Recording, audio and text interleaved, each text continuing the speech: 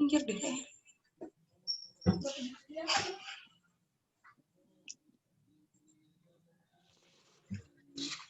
Well, ladies and gentlemen, may I have your attention, please? Our opening ceremony is about to begin. Please have a nice seat and back to your position.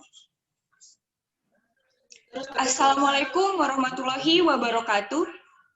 Good morning, ladies and gentlemen. Welcome to the International Sharia Economics webinar with the theme, The Roles of Islamic Finance, Empowering the Micro, Small, Medium-Scale Enterprises Impacted by the COVID-19 Pandemic. It's been a great honor for me, Sasa Sabila Gasti, to be standing here as Master of Ceremony. Before we start, let's open our agenda today by reciting Al-Basmalah. Bismillahirrahmanirrahim. And now, please welcome to our special guest. Welcome for the Honorable Keynote Speaker, Dr. Haji Sandiaga Salahuddin Uno, BBA, MBA, as a founder of OKOC Indonesia, founder of Innotech Foundation, and also National Entrepreneur. Welcome for the Honorable Professor Hilman Latif, PhD, as a lecturer of Sharia Economics Department in Universitas Muhammadiyah Yogyakarta, and also Chairman of Muhammadiyah Charity Board called Lazismu. Welcome for the Honorable Dr. Nurhaziah binti Nawai as a senior lecturer and also head of Program Islamic Banking and Finance in University Sains Islam Malaysia. Welcome for the Honorable Moderator Sobar M. Johari, SAIMSC, as a lecturer of Sharia Economics Department in Universitas Muhammadiyah Yogyakarta, and also PhD candidate in Asia University of Taiwan. And last but not least, welcome for the honorable audiences. And now, we will invite to the stage Bapak Siva Amin Widigdo, SAG, PhD, as a Vice Dean in Faculty of Islamic Studies. To the Honorable Bapak Siva, time is yours.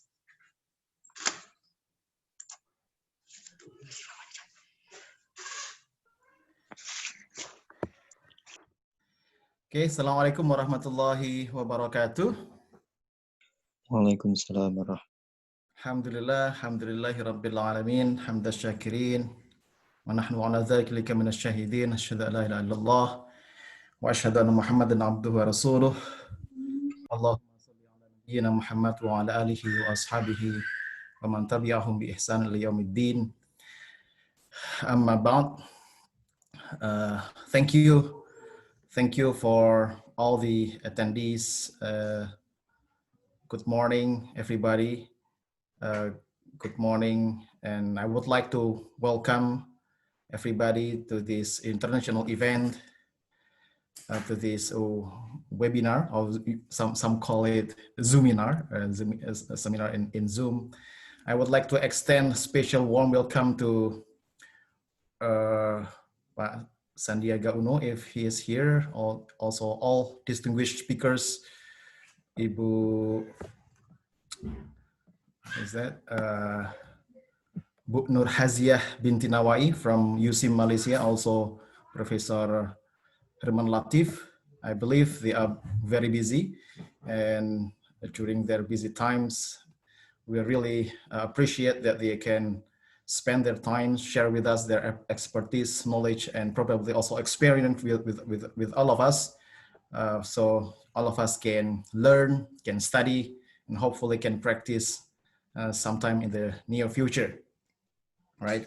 And I'll also, on behalf of the Dean of Faculty of Islamic Studies, on behalf of the Department of Sharia Economics and Sharia Economics in UMY, Muhammadiyah Yogyakarta, really appreciate to everybody who can attend this meeting, because this time, this is very timely when we talk about Islamic social finance, especially how those institutions, Islamic philanthropy institutions in Indonesia or abroad can contribute to face and to overcome the global pandemic attack, COVID-19, especially in helping how they can help, for example, those micro, small, and medium enterprises, so they can empower themselves, probably can also share uh, their skills, expertise, and also financing through their communities. So all of us can pass through, can overcome this difficult time. And hopefully this kind of discussion not only limited to this morning event. Hopefully we can do more frequently, because we can also collaborate with not only with our colleagues in Malaysia, not only with our colleagues in academics, uh, expertise, but also probably next time we can also collaborate and invite those who are practitioners in Sharia economics to share their knowledge and expertise with us also. So this kind of discussion, inshallah, will strengthen our department, will empower our faculty, so we can be one of the center of excellence in terms of Islamic economics or in Sharia economics field in the near future, especially in Indonesia. Okay. Hopefully all of us can, I'm personally looking forward to hearing the discussion, the sharing of knowledge from our distinguished speakers today.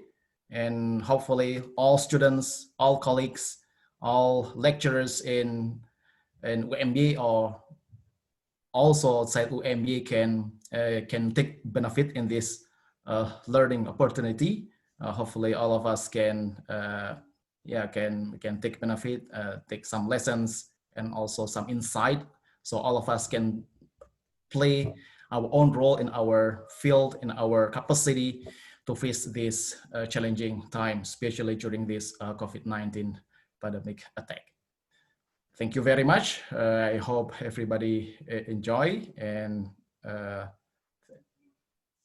I would like to close this remark by saying, welcome and thank you to everybody. Wabillahi taufiq wal hidayah. Wassalamualaikum warahmatullahi wabarakatuh.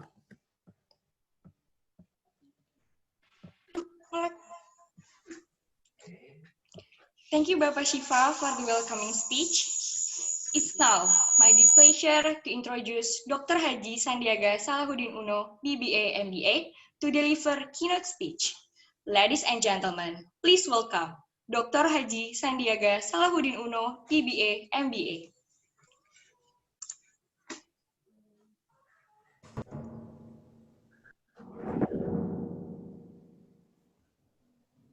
Bismillahirrahmanirrahim. Assalamualaikum warahmatullahi wabarakatuh.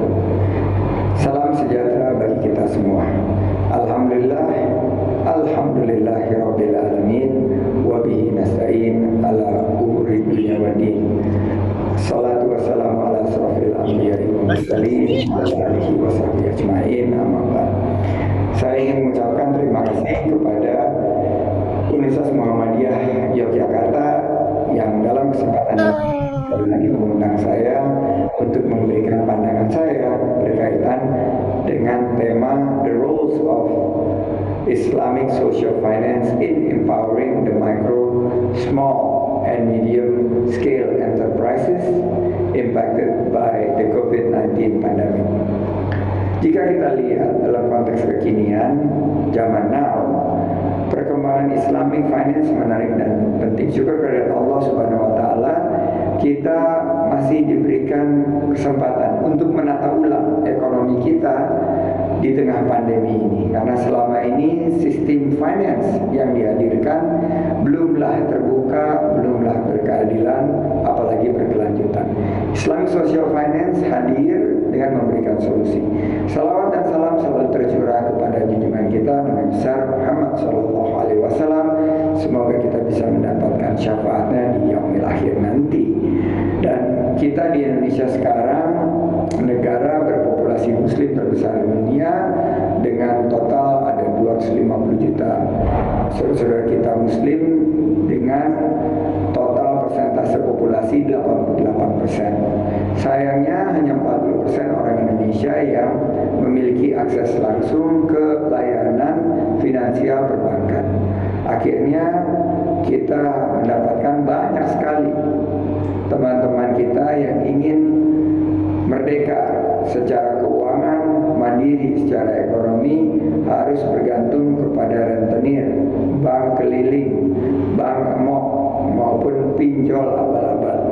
Oleh karena itu, kami sangat mendukung bangkitnya Islamic Social Finance. Kami mendirikan Bank Infak, salah satunya adalah dalam satu nafas Islamic Social Finance menghadirkan solusi keuangan bagi usaha mikro dan ultra mikro.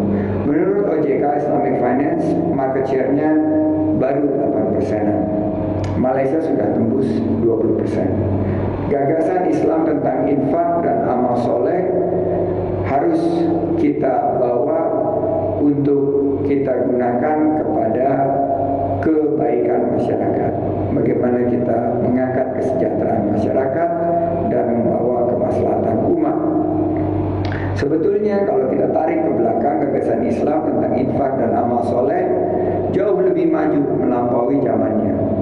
Di Al-Quran Al-Karim surah Al-An'am tertulis setiap kebaikan akan berbuah 10 kali lipat hasilnya. Nah, istilah bank dan infak, dua kata yang jarang kita dengar disebut bersama-sama. Biasanya bank ini adalah suatu yang sangat maju, tempatnya modern, orang-orangnya berdasi, wangi, dingin, ber-AC dan lain sebagainya. Sementara infak biasanya dikonotasikan dengan uang yang lecek, berpakaian kumal, maupun tempat yang tidak terlalu seprofesional yang selama ini kita kembangkan. Bahkan sering kita memandang dua hal ini dalam dunia yang berbeda dan bertolak belakang. Bank yang dianggap institusional, highly regulated, kaku, bahkan dilabelkan ribawi. Infak dianggap hanya di masjid, urusan kotak amal, bahkan dianggap hanya soal uang recehan, sisa kembalian yang diinfakkan. Namun hari ini dua kata kami coba untuk sandingkan. Lahirlah suatu terobosan baru, solusi ekonomi. Bank ini adalah suatu branding seperti bank sampah, bank darah, dan lain sebagainya. Bank infak adalah pengelolaan infak secara modern dengan mengedepankan teknologi dan digital. Hari ini kita bertemu di ruang maya, jarak jauh, bukti sektor ICT sudah semakin hebat. ICT tumbuh paling cepat, double digit, pertumbuhannya 2 digit. Berarti ini adalah satu sektor yang sangat menarik untuk kita kembangkan. ICT, Information Communications and Technology, mencapai pertumbuhan tertinggi ketimbang sektor lain sejak tahun 2010. Dan ternyata ICT bisa tumbuh di atas pertumbuhan ekonomi yang justru melambat di kuartal ketiga 2019, yaitu 5,02%. Apalagi e-commerce kita sekarang menjadi e-commerce yang terbesar di ASEAN dengan total besarnya pasar e-commerce kita yang 21 miliar dolar. Inilah yang mestinya menjadi lokomotif daripada pembangunan kita. Bagaimana Sharia financial memiliki a huge room atau ruang yang sangat besar untuk bertumbuh. Potensi untuk riding the wave, berselancar di atas gelombang digital economy. Ada kabar baik juga dari CFO Bukalapak, pernah menyampaikan bahwa investasi via reksadana atau buka reksa online sangat meningkat. Ternyata masyarakat memilih produk reksadana syariah 51% kurang lebih, dan investasi ini banyak diminati oleh para milenial yang sudah melek teknologi, berminat pada produk-produk keuangan syariah. Nah, konsep bank infak apalagi diperkuat dengan ICT sangat memiliki masa depan yang cerah untuk mengatasi soal-soal keuangan masyarakat sehari-hari. Sekarang ini banyak sekali ibu-ibu menghadapi beban biaya hidup yang tinggi. Kadang-kadang harus meminjam untuk kebutuhan sehari-hari. Bank Infak hadir untuk memberikan solusi tanpa riba dan memiliki konsep di mana infak berdasarkan surat Al-Quran, surat Al-Baqarah ayat 261 bahwa infak diganjar 700 kali lipat atau 70.000% internal rate of return. Nah, sudah banyak yang tertolong dari jerat rentenir, himpitan beban hidup, dan lain sebagainya. Bank Infak ini bukan hanya kotak amal, tapi Bank Infak ini lebih dari kotak amal, malah melebihi konsep perbankan. Bank Infak ini adalah konsep pemberdayaan. Kini sudah jadi gerakan tumbuh di akar rumput di tengah-tengah masyarakat. Ada lebih dari 53 bank infak di 13 provinsi untuk dari dan oleh umat berdasarkan dan berbasis komunitas. Janji Allah pasti tunai. 10 kali lipat ganjaran Allah itu nyata. 700 kali keuntungan infak sangat ada di depan mata. Ditambah berkah dari segala kebaikan. Inilah prinsip dan motivasi semua orang yang berjuang dalam ekosistem bank infak. Mari kita sukseskan Islamic Social Finance. Selamat berseminar. Fastabiqul khairat. Kita berlomba-lomba kebaikan. Nasrul minallah. Di internet aja lah, di sini aja lah. Aku mau beres kamar dulu ya. Iya, aku mau nyuci. Kamu udah? Udah. Oke. Zoom. Udah? Kayaknya.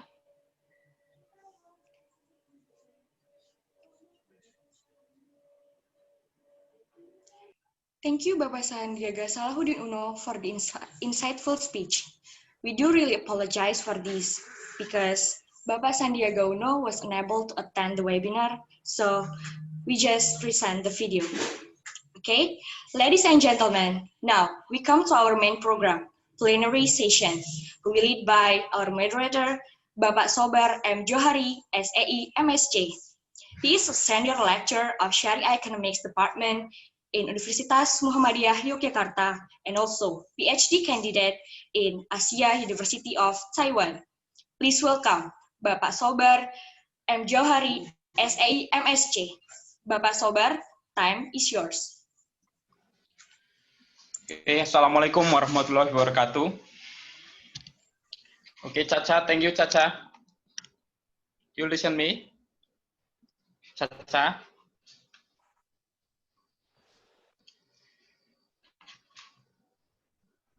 Oke, Assalamualaikum warahmatullahi wabarakatuh.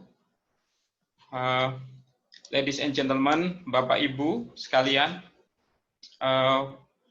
welcome in international seminar or webinar, the role of Islamic social finance in empowering micro, small, and medium enterprise which impact pandemic COVID-19.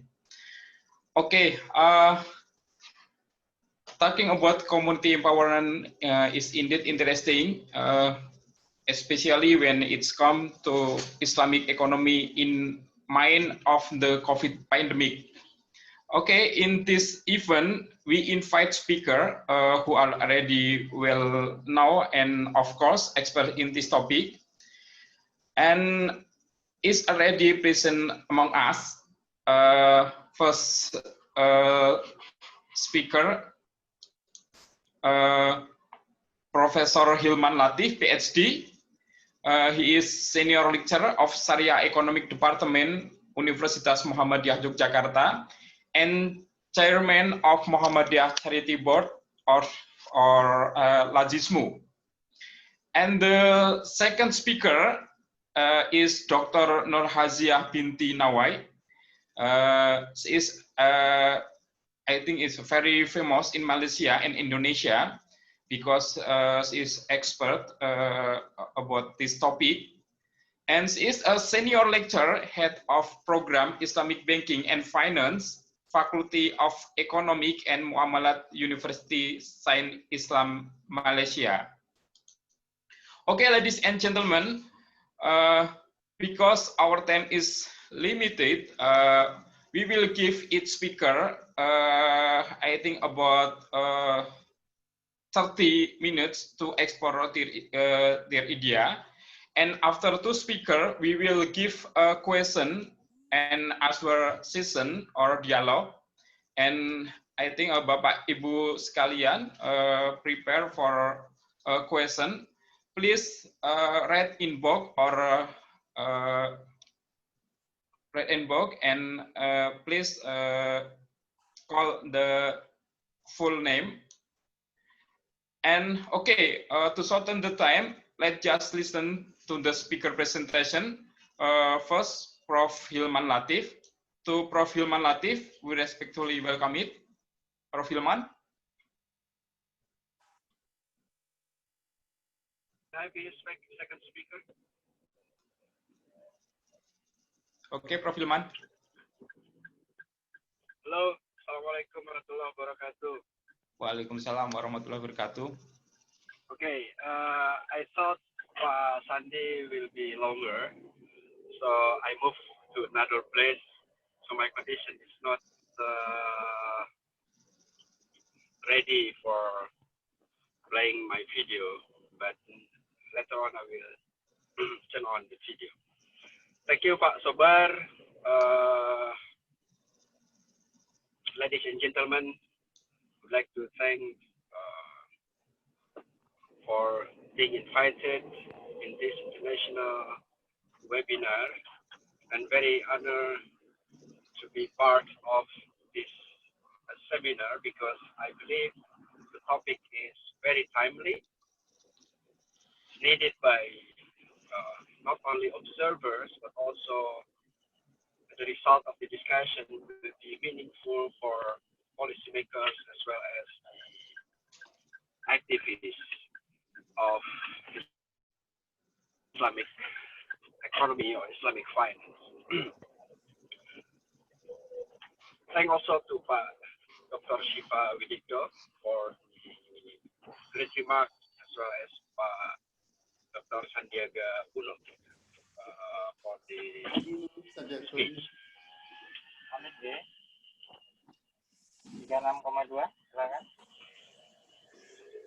My topic is about Islamic social finance. Islamic social finance is a topic which has been discussed for many years in line with the increasing enthusiasm among Indonesian society to revitalize Islamic philanthropic practices in our society. Indonesia is the largest Muslim country in the world, with more than 2 million hundreds of the population. The majority of them are Muslims. Indonesia indeed becomes a very interesting place how the concept of Islamic economics is implemented and how these concepts are also examined.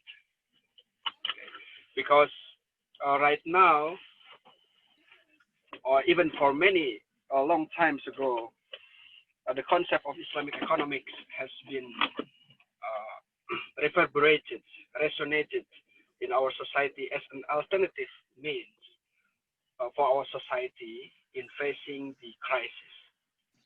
And right now we are facing the crisis. Okay, Prof. Hilman, please activate your video.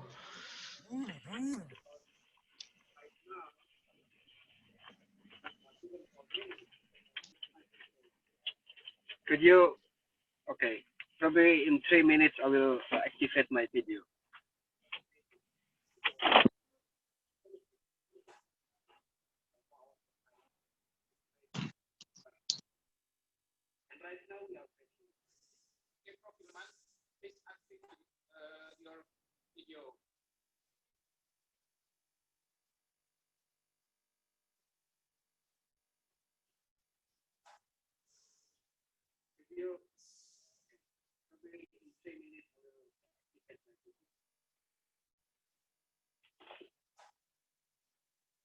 Or can start the second speaker, please? I'm not able to turn on my video right now in 2 minutes.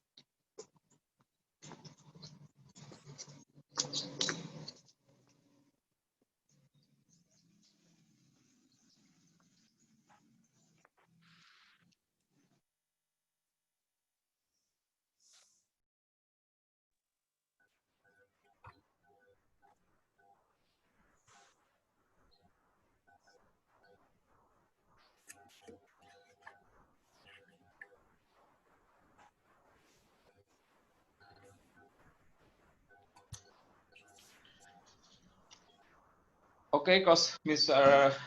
Profilman prepare for the video. Dr. Nur Hazia. Yeah. You are ready? Inshallah. Okay, okay. We invite Dr. Nur Hazia to explore about the idea for this topic. For respectfully. Okay, I have a slide. Did yes, I okay. Share the slide or you will share the slide? Okay, Chacha, please share the slide.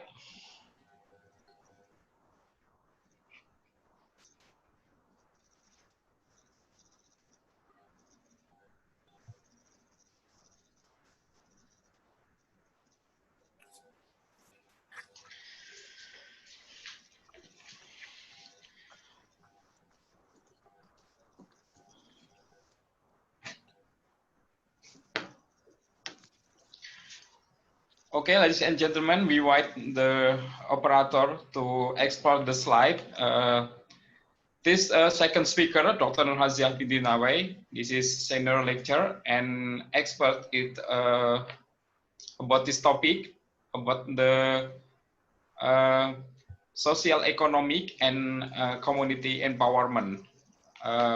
We still wait the expert for the PowerPoint or PPT. Dr. Nur Haziah, please. Welcome. Okay. Assalamualaikum warahmatullahi wabarakatuh. Thank you for the moderator, Pak Sobar, for inviting me in this seminar, international webinar.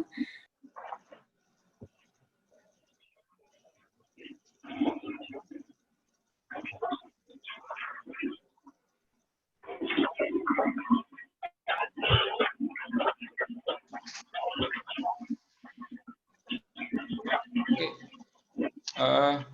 Dr. Nur Haziah, please unmute your speaker. Okay, did you hear me? Yes. Okay. Assalamualaikum warahmatullahi wabarakatuh. I would like to thank you to the moderator of this seminar, Pak Sobar, for inviting me to this international webinar with the title The Role of Islamic Social Finance in Empowering the Micro, Small and Medium Scale Enterprise Impacted by the COVID-19 pandemic. And also the other speakers, Prof. Hilman Latif, ladies and gentlemen. Before I start the presentation, I would like to thank you to the Faculty Economy Sharia, especially to the Dr. Maisara for inviting me to deliver for this topic, the role of for this topic, the roles of the Islamic social finance in empowering the micro, small and medium scale enterprises impacted by the COVID-19 pandemic. Yes, as we know that now we have a global crisis, not only happen in Malaysia, but also in the globe. We have a serious crisis that impact not only in the economic but the whole life of the society. We now we live in the new norm, which is before this we can travel to all over the world as we want, but today Malaysia, we still close the border. We cannot go to international, and also the international cannot come into Malaysia. So I hope that this COVID will go away as soon as possible, so that we can start the life as usual. Is it my screen, my PowerPoint? Is it ready?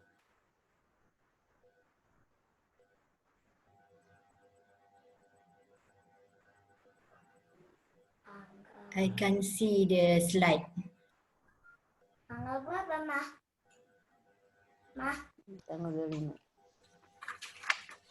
Okay, Caca.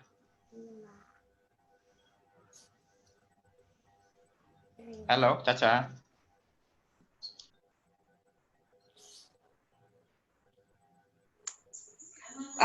Just wait. We are sharing the PT.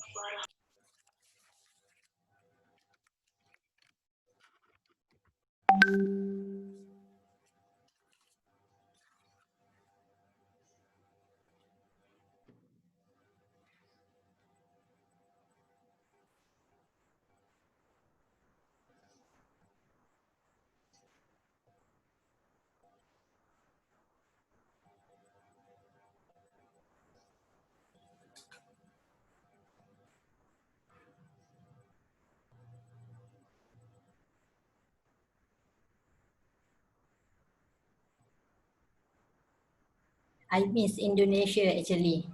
Almost every year I go to Indonesia. Oh, okay, okay.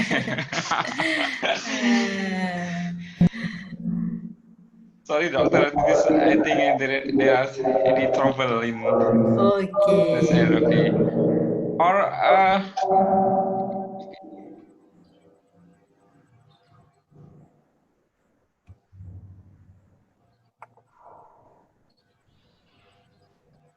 as I don't know if this.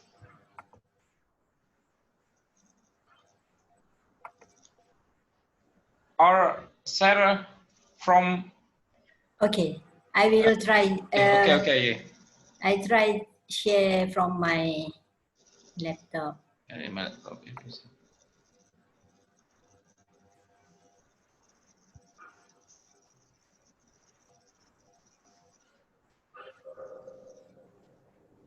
Okay. Okay. It's not very clear, the slide.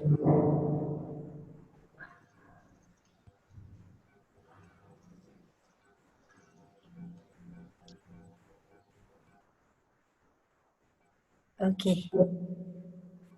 All right. Everybody can see the slide?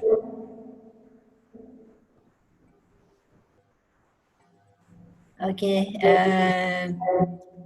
I will share with with all of the participants the situation in Malaysia that happened because of the COVID, which is COVID-19 start spread in Malaysia since 25th January 2020, when we have tourists from the China come to Malaysia and bring the COVID, and then it start spread in Malaysia from that, where we have the biggest cluster in February, which named as a cluster of Tabligh, Perhimpunan Tabligh Sri Petaling.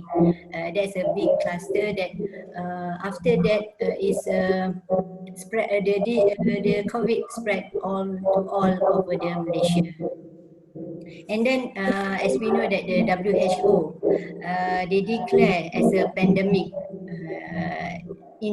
at 11 March 2020. And then in Malaysia, our Prime Minister Tan Sri Muhyiddin Yassin announced that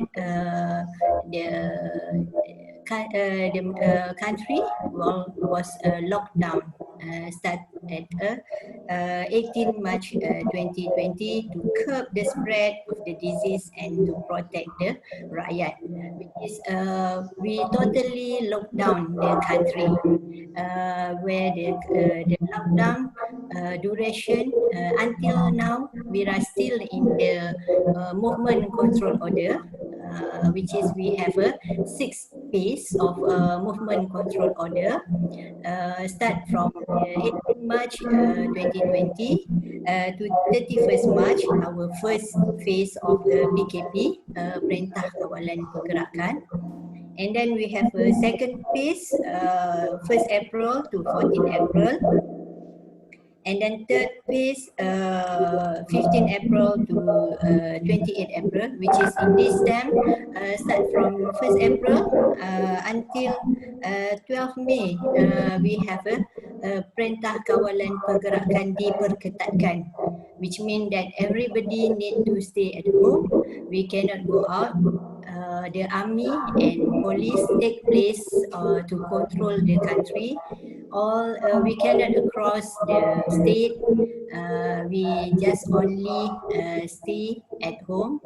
All office, business closed, and then start from phase 5 PKPB, Perintah Kawalan Pergerakan Bersyarat.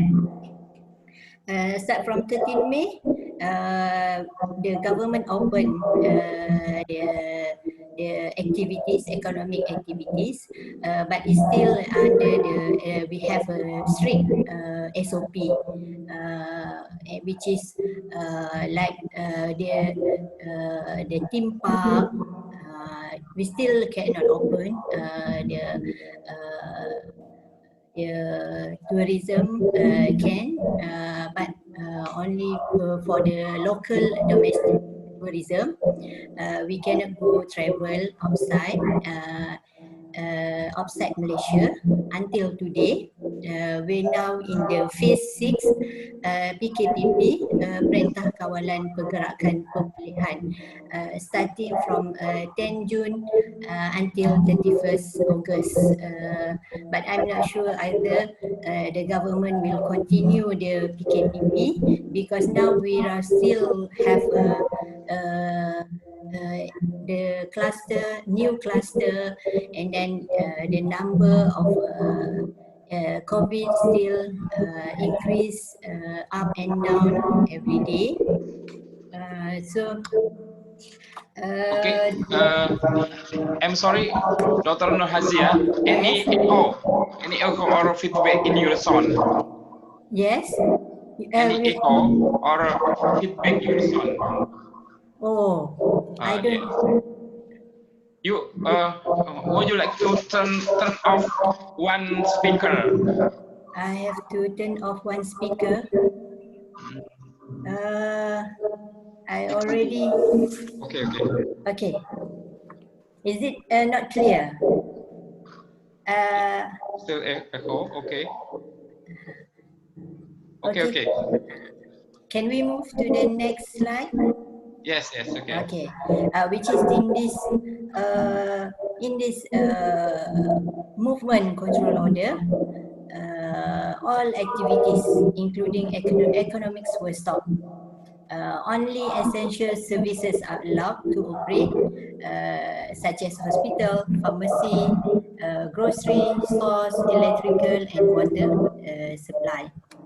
And then only head of family allowed to go out to buy food and essential product. Nobody can go outside. Only a head of a family can go to buy food and all the essential product. And then the impact of this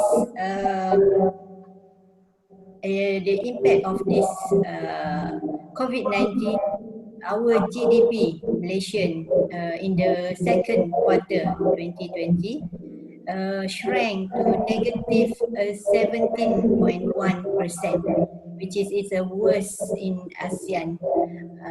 That's the huge impact of the COVID.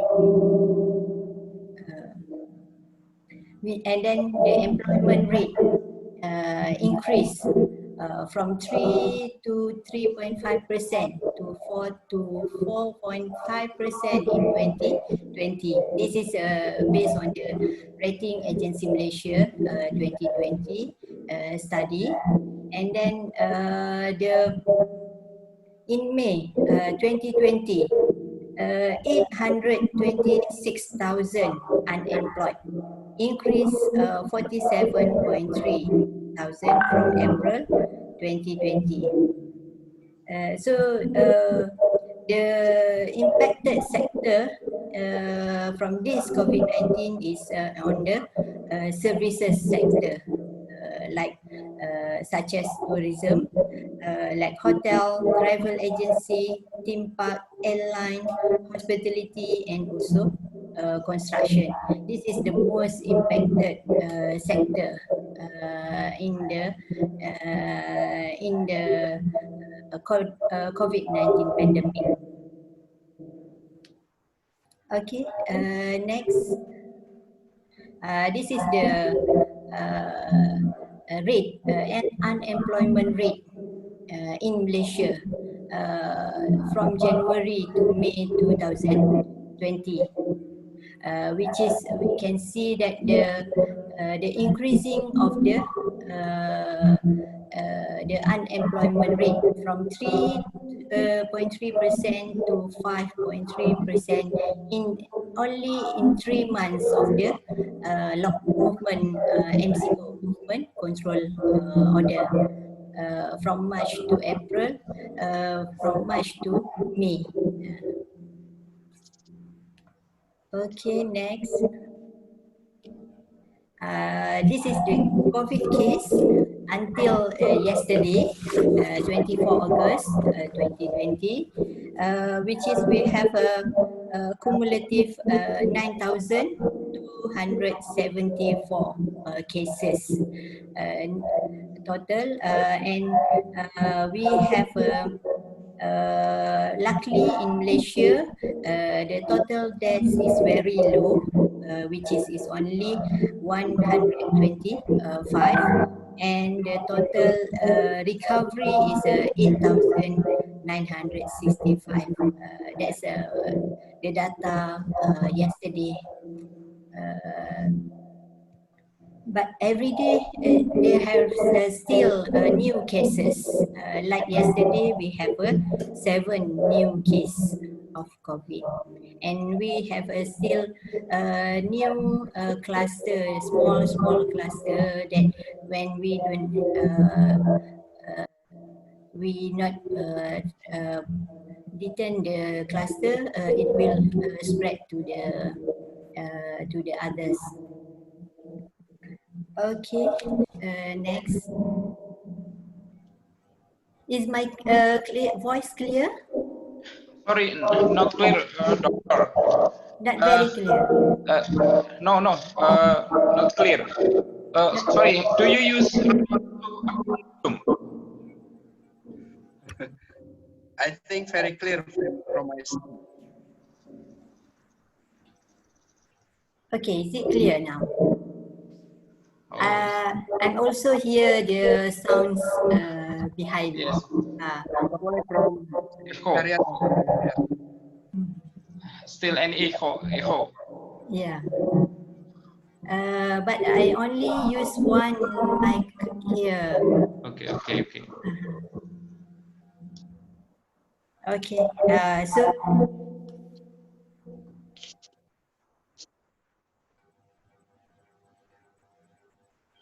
where is the screen? Oh, I think when you share the screen, the sound.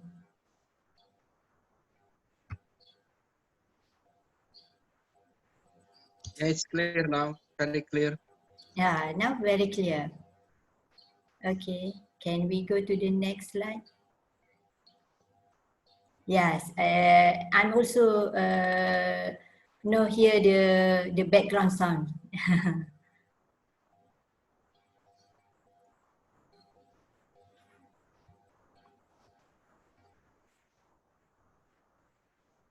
Can we go to the next slide?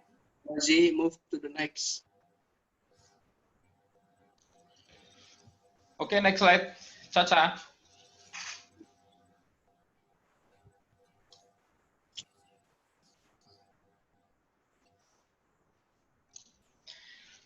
Okay, we apologize because I think It's okay. some problem in operator. Okay, it's okay. We also face the same if we do online.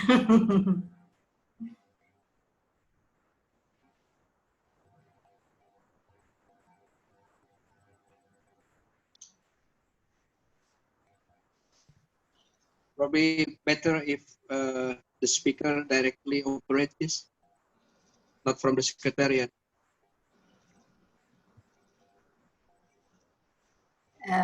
If Yes, I...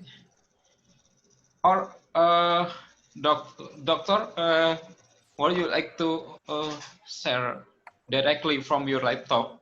I try to share from my laptop. Okay, okay. Because some problem in operator, I think. Okay.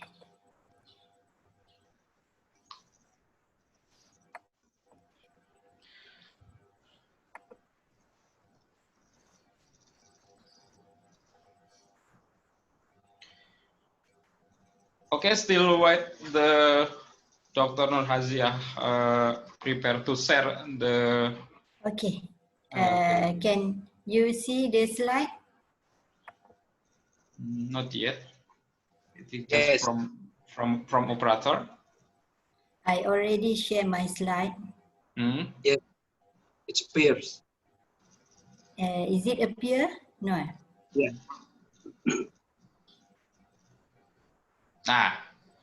Okay, clear. Okay, okay. Yes. All right. Thank you, doctor. So this is the situation of COVID in Malaysia, which is we have we start a lockdown the country on the 18 March 2020.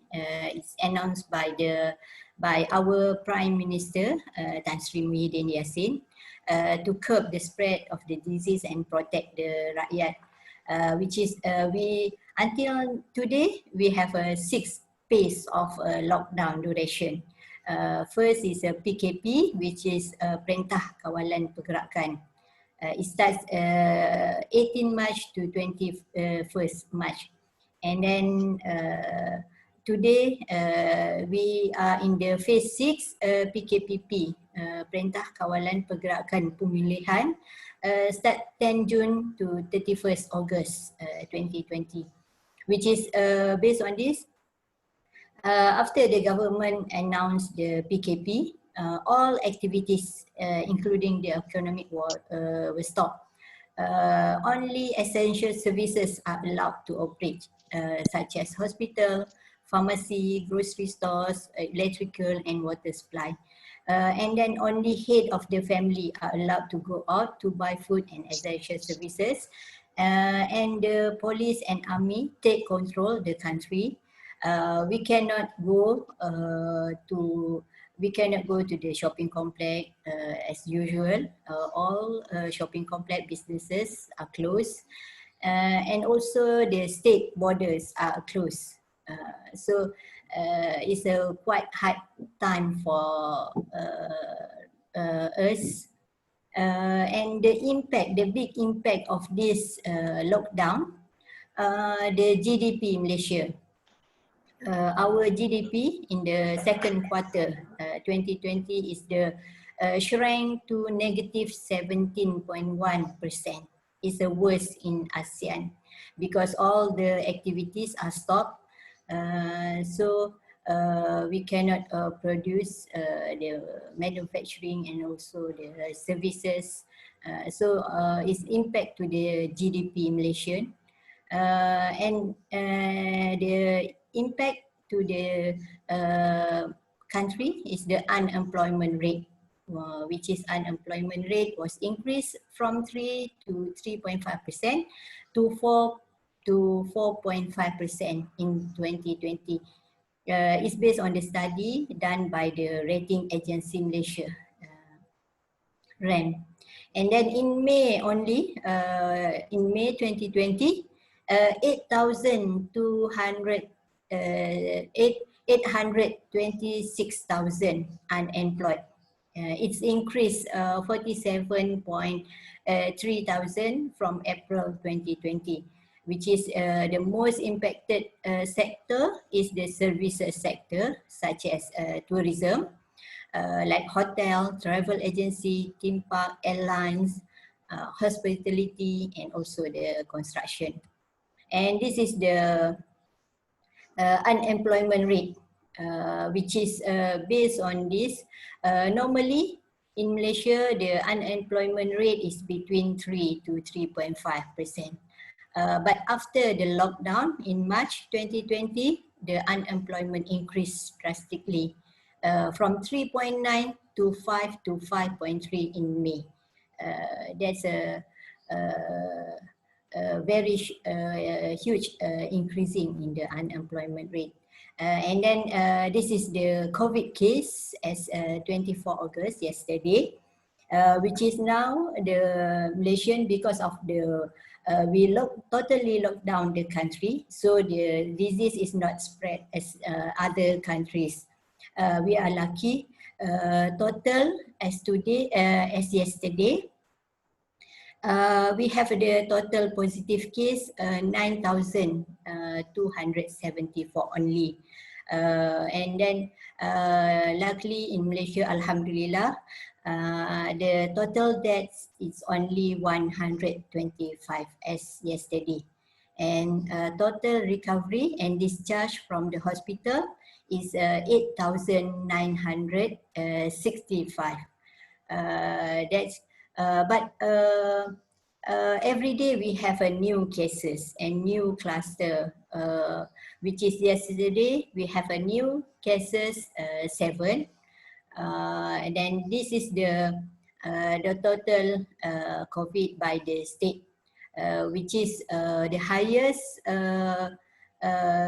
COVID infected in wilayah Persekutuan Kuala Lumpur. We have a cumulative case 2,560, and the least case happened in Perlis, which only the total cumulative is 31 cases. So that's the scenario, the COVID that impact to the Malaysia, and the impact of COVID to the SME is a very huge, which is more than 4,500 companies closed in only 4 months, April to July. This is data based on the Suruhanjaya Syarikat Malaysia 2020, where the main challenge faced by the SME is first is pay salary to the employees, which is 77% have this challenge. Customer reduce 66%. Pay, they have difficulties in pay the rental 61%, and also they have a cash flow problem 36%. And the most affected is the micro, for sure, the micro entrepreneur, which is most of the micro entrepreneur, they depends on their business for their daily income. Their main income is come from their daily business. So if when the business is closed, start from the March until May, so most of the micro entrepreneurs, they lost of their main income, their daily income. That is involved 80% of the total business establishment in Malaysia. So from this case, so government, they have an initiative in Malaysia, which is we have a lot of financial assistance by the government. First, the government, Tan Sri, our Prime Minister, Tan Sri Muhyiddin Yassin, in March 2020, he announced the first financial assistance named as Economic Stimulus Package or Prihatin, total 250 billion for supporting the business, including for the SME is total 100 billion. So there is a lot of stimulus package for SME, which is we have a 5 billion for a special relief facility with the interest rate 3.5% only. And then we have a 6.8 billion for all economic sector to enhance the to access financing for SME, 700 million for soft loan with the 2% interest rate without collateral to the micro entrepreneurs, and then financing up to 75,000 per entrepreneur with a minimum of operation. This is through Bank Simpanan Nasional and Tekun Nasional, which is Tekun Nasional is the microfinance institution. And then we also have the SME with a business record of less than 4 years. They can leverage the Bismullah I and Biswanita I scheme for financing up to 300,000 under the Credit Guarantee Malaysia. And then we have a Syarikat Jaminan Pembiayaan Perniagaan that provide 5 billion worth of guarantees with the guaranteed coverage up to 80% for SME that face difficulties in obtaining loan.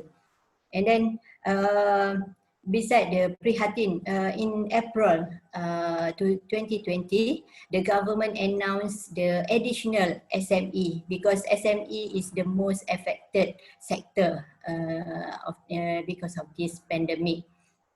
So the government announced the additional SME stimulus package value 10 billion, which is they give a 3-month wage subsidy, total 13.8 billion for all companies with local employees, and then 2.1 billion for eligible micro entrepreneur. They will get a grant. They give a grant to the micro entrepreneur, 3,000 for each company that register with the Lembaga Hasil, LHDN, where this benefit nearly 700,000 micro enterprises. And then we have a 200 million fund with zero interest under the micro credit scheme, Tekun Nasional, which is the amount of loan up to 10,000. And then the government also abolished the 2% interest rate for the 500 million microcredit scheme under the Bank Simpanan Nasional. And also the rental discount or waive to the SME in the retail sector, which is operating on premise and owned by the JLC or the government. And also reduce the levy on foreign workers by 25% to all companies. And then the latest package announced by the government is on June 2020. We have a Penjana. The total package is 35 billion, which is as for today, the total value of the country's stimulus package is over 290 billion. So there is a lot of incentive package, stimulus package announced by the government to help the SME that face the difficulties in this because of the COVID. In Penjana, we have a tax intensive tax deduction and exemption, income tax rebate up to 20,000, tax deduction for prevention of COVID-19, and also the banking sector, they provide 2 billion, interest rate 3.5 to eligible SME, up to 500,000, and 400 million interest rate 3.5% to micro enterprise up to 50,000. And 50 million to assist women entrepreneur, because in Malaysia, most of the micro entrepreneurs is women. I think same as in other country. And also a special grant to the Bumi Putra. We have a 500 million to assist Bumi Putra entrepreneurs, which is 200 million for operation and 300 million for to aid, train and guide Bumi Putra in the areas of business and industry. And also microcredit scheme financing worth 350 million with the interest rate 3.5%. This is special for agriculture and food supply business. So the government spent almost 300 billion because of this pandemic. So this is the time actually for the Islamic social finance to support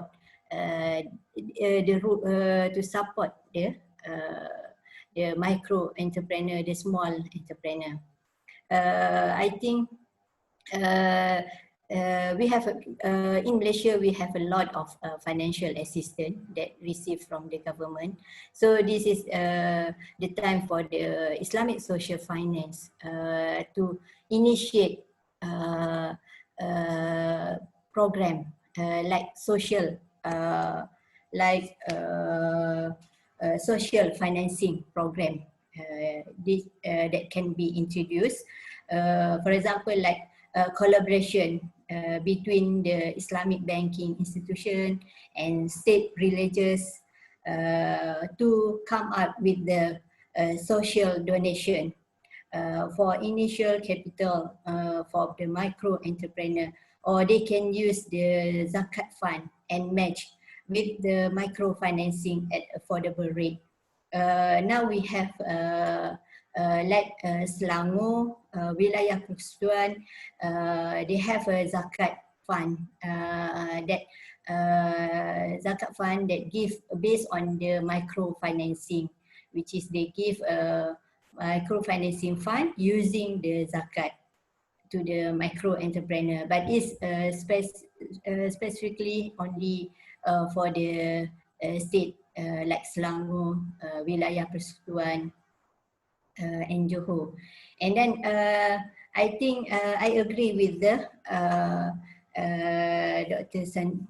the keynote speaker, where this is the time for us to explore the new type of business, which is e-business, not physical business, where the Islamic social finance, they can provide training, especially in the IT, such as how to use e-business, e-marketing, and so on, which is now we are talking about the fourth revolution era, digital era. So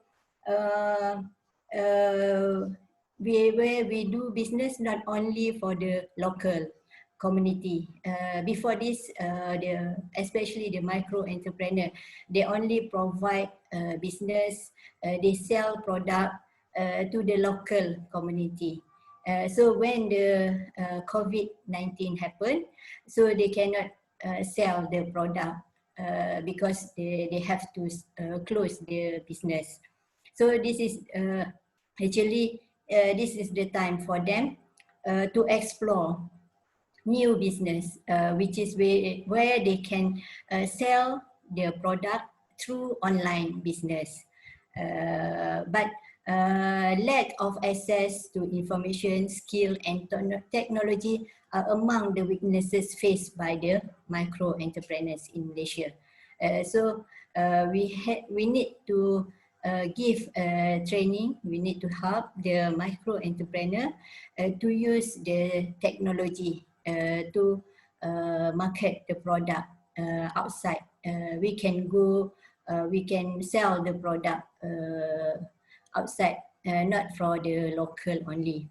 And then maybe we can provide a platform for online business, like we have a Shopee, Lazada, eBay, Lelong, and so on, Alipay, Alibaba in China. So we can provide a platform for this SME to sell the product, which is lack little or no training on ICT and lack awareness is the main challenge faced by the SME, especially the micro.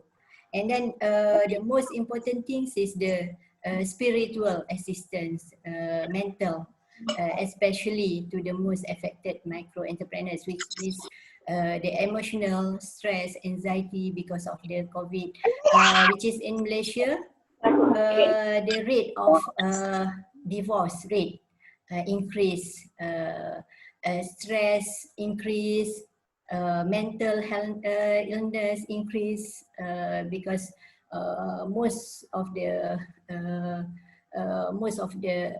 us are affected. So spiritual is very important in this crisis, to help them to support not only from the financial but also the spiritual, the mental. So and then this I think this is the time for us to enhance our wakaf, which is as we know that wakaf is to, the basis of wakaf is to enhance the socio-economic development of society by saving and investment through the asset, wakaf asset. In Malaysia, we have more than 300,000 hectare of wakaf land that can be developed and used to increase the, to help the socio-economic of the country. We cannot only depend on the financial assistance by the government. So this is the time for the social finance like wakaf to help the government in to reduce the impact of the crisis, which is wakaf mean is a detention of a property, which is we can use the income for the religious and charitable purpose. And the three main features of wakaf, which is permanent ownership, not void, and non-transferable, is the unique features that make wakaf asset resilient and long-lasting, sustainable.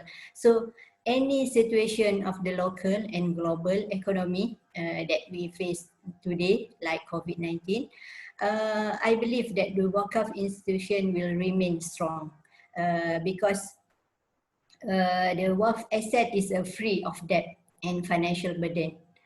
So the efficient of wakaf institution can benefit the community affected by the economy.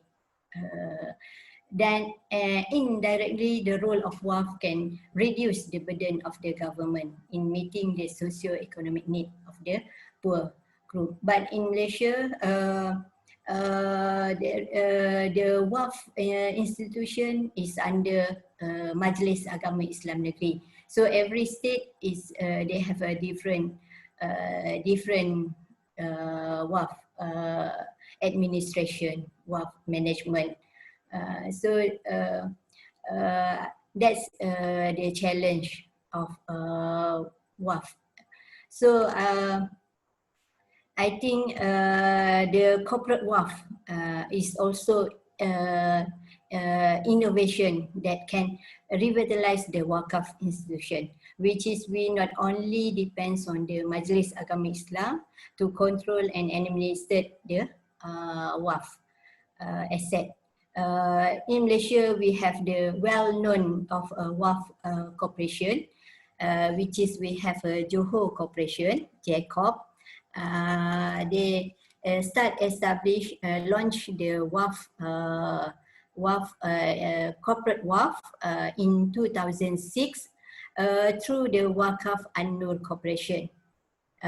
So the Jacob is the first companies that introduced the Wakaf corporate, which is the Wakaf corporate Wakaf by the Jacob is based on the share, is a share Wakaf, where they contribute the share to the Wakaf An-Nur, and then the Wakaf An-Nur, they manage the share, and the dividend from the Wakaf, they contribute to the Fi Sabilillah for the community, which is we have for the Johor Corporation, we have a hospital, clinic, and also Islamic institution, where they use the formula 70%, 25, and 5%, which is 70% they go back to the Johor Corporation to invest the Wakaf, the asset, to invest the Wakaf asset.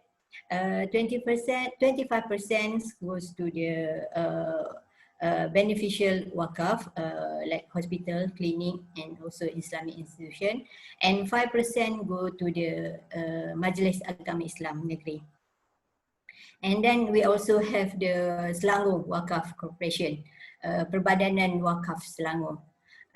It's also is under the Majlis Agama Islam Negeri Selangor.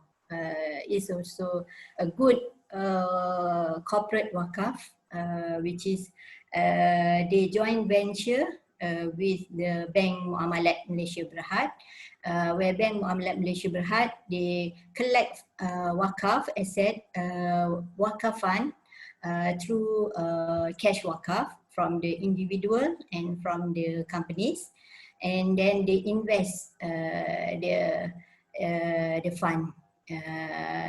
And the benefit is to the society. So I think this is the time for the Waqf institution to show the real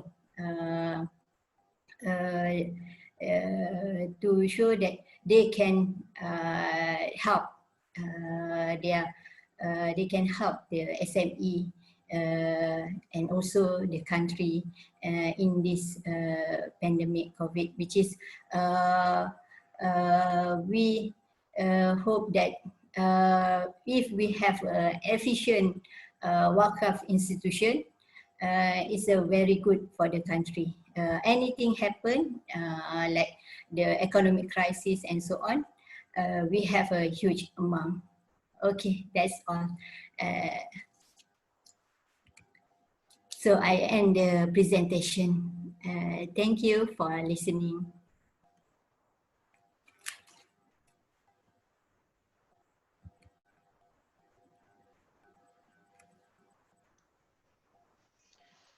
Okay, thank you. Big thanks, Dr. Nur Hazia. Your presentation is very interesting. The data presentation is amazing. Okay, as has been described earlier by Dr. Nur Hazia, the impact of this pandemic COVID-19 has brought extraordinary change. How can more than 4,500 companies close in 4 months in Malaysia? This, of course, result in a lot of employment, increasing poverty, and decreasing income. Okay, we apologize from some the disturbance earlier, and we continue back to the first speaker. I hope Prof. Hilman Latif will explore about Lajismu program to deal with this kind of impact, because the case is not much different from Indonesia. To shorten the time, let's just listen, explore from Mr. Hilman. So Mr. Himan, we invite you. Okay.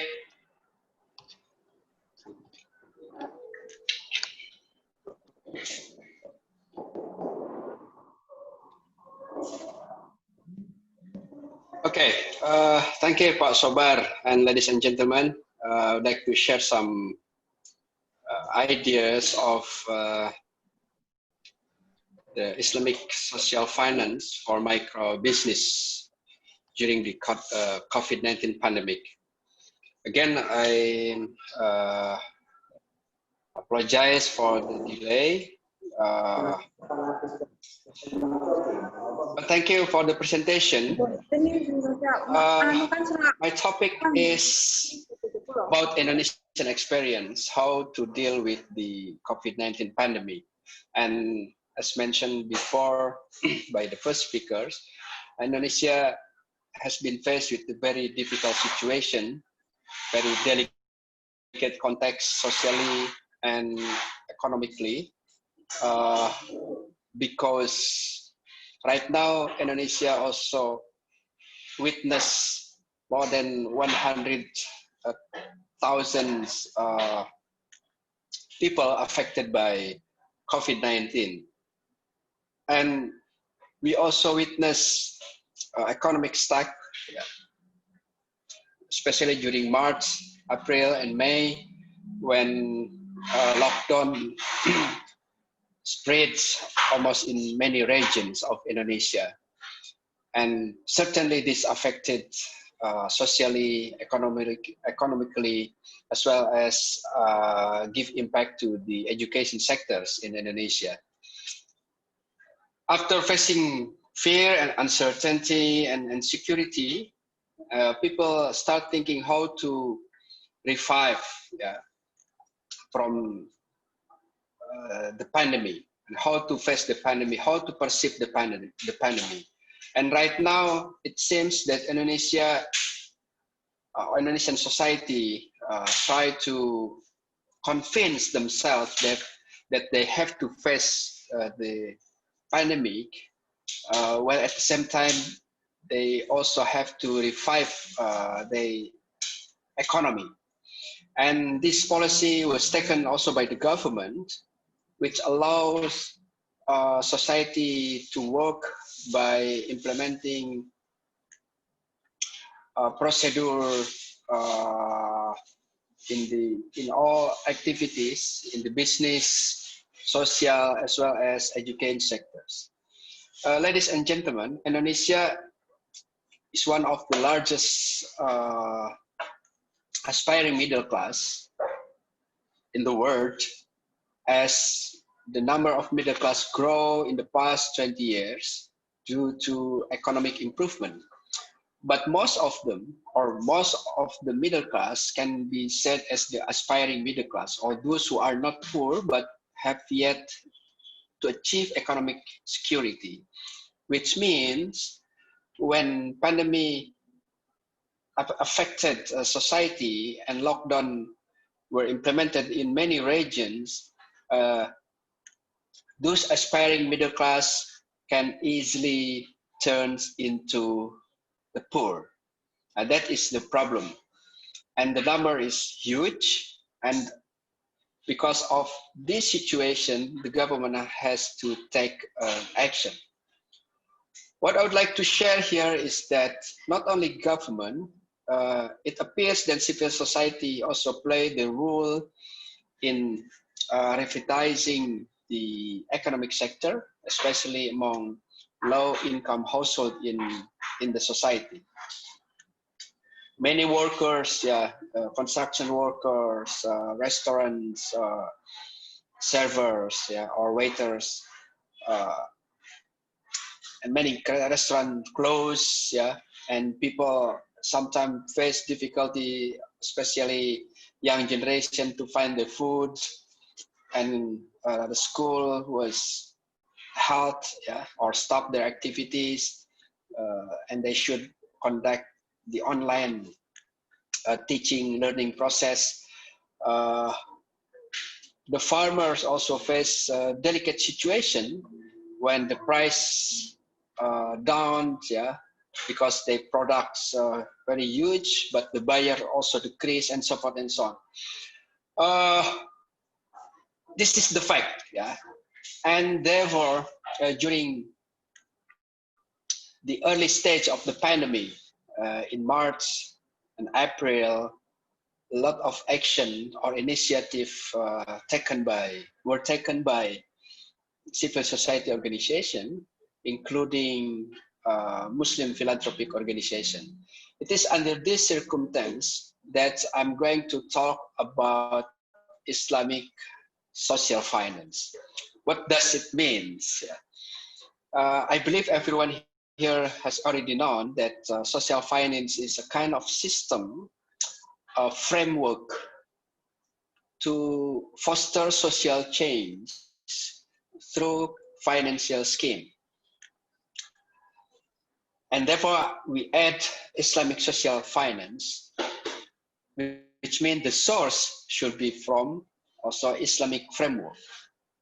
In Indonesia, like elsewhere, including Malaysia, the number of Islamic philanthropy organization increased. In Indonesia, we also witnessed the increase in number of Muslim philanthropic association run by civil society. Unlike in Malaysia, Indonesia was strengthened strongly, yeah, by civil society. So in Malaysia, the state is very strong. But in Indonesia, civil society plays profound roles in fostering and running philanthropic organization. And if you look at here, we have 23 civil society-based zakat agencies and thousands of organizations run in our society, register regardless of their position or status, official or unofficial organization. Let's narrow our discussion to the concept of Islamic social finance. What does it mean? What is the scope of the Islamic social finance? In this context, there are some terms utilized by people to denote Islamic social finance. It can be associated with, for example, social enterprises supported by financial scheme from Islamic source to improve the social, financial well-being or cultural well-being. The objective is social change and to increase the social and financial well-being of society. Another terms like charities or Islamic charities is also used as part of the Islamic social finance scheme. Likewise, cooperatives or koperasi in Indonesia, represented partly by Baitul Mal Watamil, for example, or jointly owned enterprises for achieving social and economic needs in the society. Another term is probably can be associated with socially responsible investing or SRI, whose objective is to achieve financial returns and social good for social change. Other terms, such as social impact bond or social enterprises lending. What is interesting to me is that Islamic social finance is not always associated with a kind of what you can, a gift, yeah, a donation, but also a business. This is a combination between social and entrepreneurship or social entrepreneurship, and therefore we call it social enterprises. However, because in our society, many philanthropic organizations pay attention to the social business, or to support SMI, for example. So the scheme is rather donation, a kind of gift, subsidized. So it's not a kind of loan. Therefore, Islamic social finance, to many extents in Indonesia, or in our perception, is always associated with, we can say, a Qardul Hasan, for example, benevolent fund, free interest loan, for example.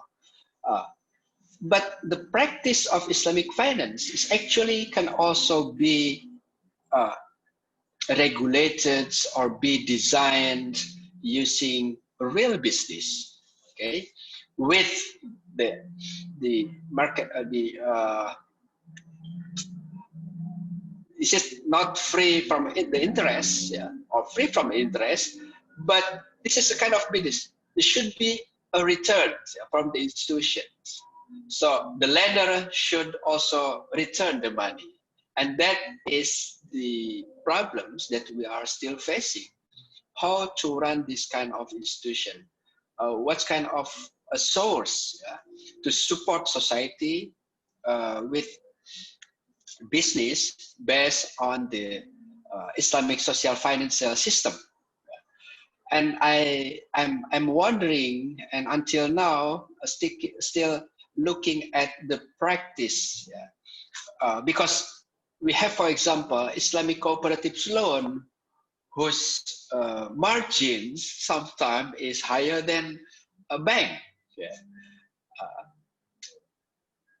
Can, for example, Islamic cooperatives loan provide scheme under the markets?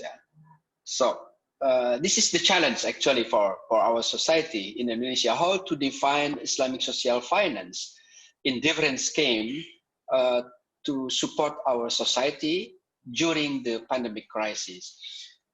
For example, right now the government allocate 125 billion rupiah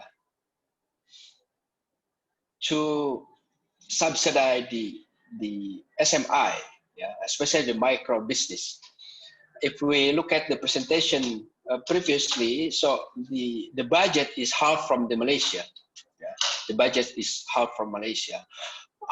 It should be noted this amount of money is going to be channeled for the whole scheme of preventing the impact of the pandemic crisis in Indonesia, and only few or only half of which is channeled to support the SMI. Okay, ladies and gentlemen,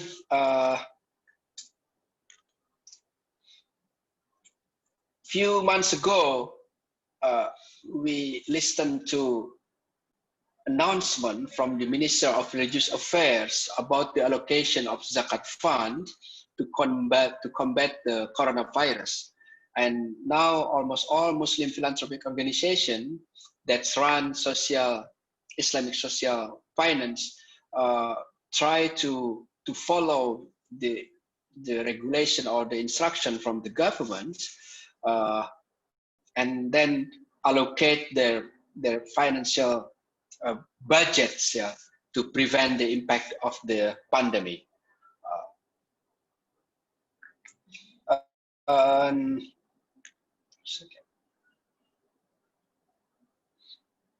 Sorry, and they try to deal with such issue as food security or food insecurity, the changings of educational systems, how the low-income family should now also use gadget, and they should also pay for the internet, while at the same time the parents' business decrease. Okay, new employments also increase in many regions. So the impact is very severe. And now how Muslim philanthropic organization run Islamic Islamic social finance scheme to revitalize the economy of society.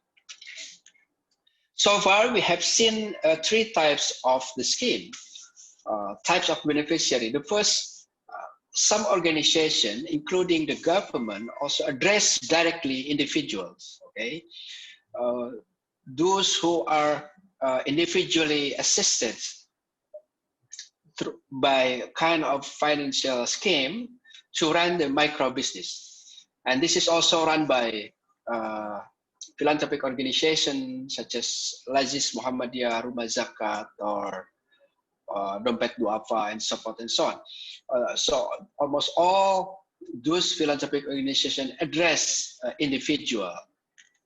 They provide kind of training, yeah, a workshop to strengthen the capacities of mentality of the individual, and how they also can manage the money which are going to be distributed through this individual. And this is called the family base, yeah, SMI. The second type of beneficiaries is a group. So some scheme from the philanthropic organization, including the government, are channeled to the community directly. A group of people who work together to run the business, whether they are farmers or they are animal breeders, yeah, or they work to produce food, packaging, new types of food packaging, and so forth and so on. So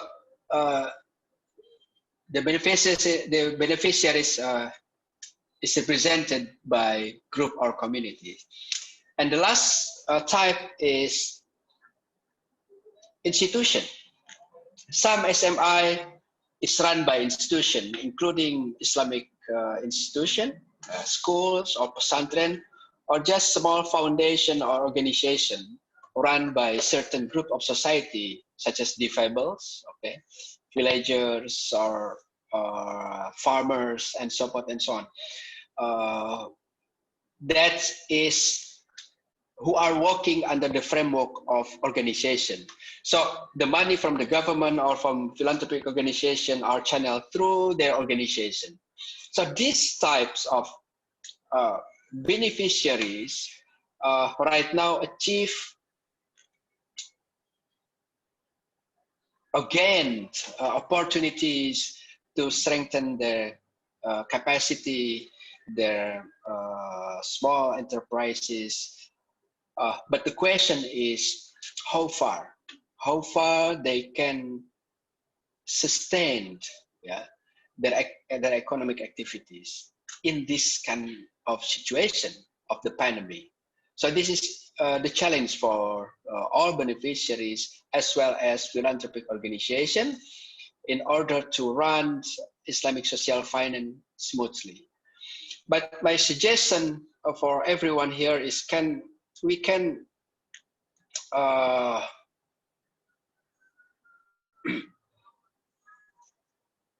our duty as an academia is how to strengthen the concept.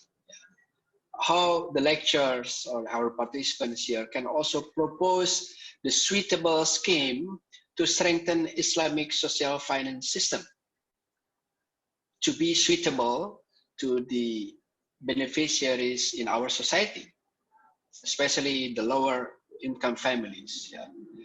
Of course, the source can be coming from zakat fund, from sadaqah, from cash waqaf, yeah, from crowdfunding, as well as venture capitals are also possible.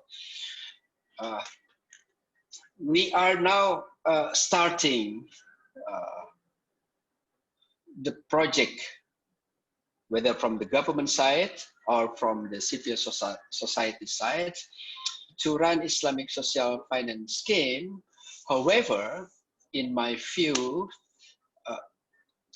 we do not see yet, okay, the most effective scheme, yeah, to help the low-income families from the effect of the pandemic crisis. So I hope everyone here can also propose new ideas how to accelerate this project. This is just examples. This is just example of the type beneficiaries. You can see in the first lines, it's individual based or family based small enterprises, street food. So we support the financial scheme for individual or families. But in the middle, we see in the right side is a group of people who are going to produce animal breeds, yeah, like chicken or goats, and also some other groups. We should also invite the kind of trainers, yeah, skillful persons to accelerate the project in our society. Because the problem is not only about money, about the financial source, but also about the scale. How in the pandemic era we can also get involved in increasing the scale of the low-income families, so that they are able to strengthen their economic sources in their own families. Okay, so this example. Of course, apart from this, my point is that the marketplace is necessary. How to provide a marketplace for the SMIs after they utilize the support or subsidy from the government or for philanthropic organization, which means they were asked to produce something, but the question how to marketize their product. What kind of system? Who are going to run the system? Should they work by their own, or we should provide our own system from the providers, I mean from philanthropic organization? If we rely on their ability to create kind of marketplace to run digital business, I personally doubt they are able to make it. Yeah. For me, Muslim philanthropic organizations or agencies or cooperative should play the role to accelerate the impact of the subsidy for the impact of Islamic social finance, okay, to our society by engaging also the creation of the marketplace, including the digital markets. I agree with that. This is kind of the experience of Muhammadiyah, the response to society, and so far we are working on the food security by distributing a package of food. But right now, the GT or the program should be modified, as we are wanting to foster the sustainability of the economy of the families. That is my overview of the Islamic social finance in the Indonesian context. Thank you, Pak Sobar. I believe some good thoughts will be given by the audience. Assalamualaikum warahmatullahi wabarakatuh.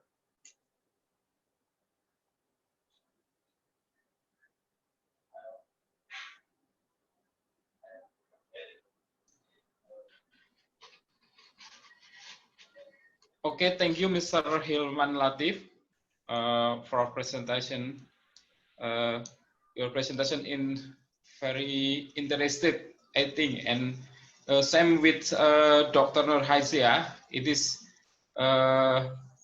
about data is very important and it is very amazing. Okay, ladies and gentlemen, we will move to the third session about dialogue, and I hope there are response or question from the participant for this session. We will limit for until 5 questionnaires. And for participant who will ask questions during this dialogue session, we invite them to raise their hand, or you can also write a question in the chat box. Please don't forget to mention the full name and origin of the institution. Okay. We open participant for question or feedback, and I hope the Chacha or the operator help me. Oh, this one of the participant, the name of Denny Sambodo. Denny Sambodo, this question, I think for Mr. Hilman, apakah perguruan tinggi yang mengikuti acara ini sudah berstatus sebagai nazir wakaf uang? Bagaimana pendapat narasumber jika semua perguruan tinggi Muhammadiyah mengajukan izin sebagai nazir wakaf uang? This question, I think, to Mr. Hilman Latif. And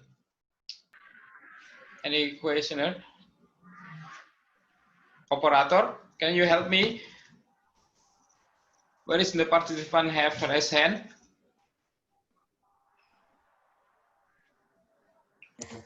There is no participant, sir.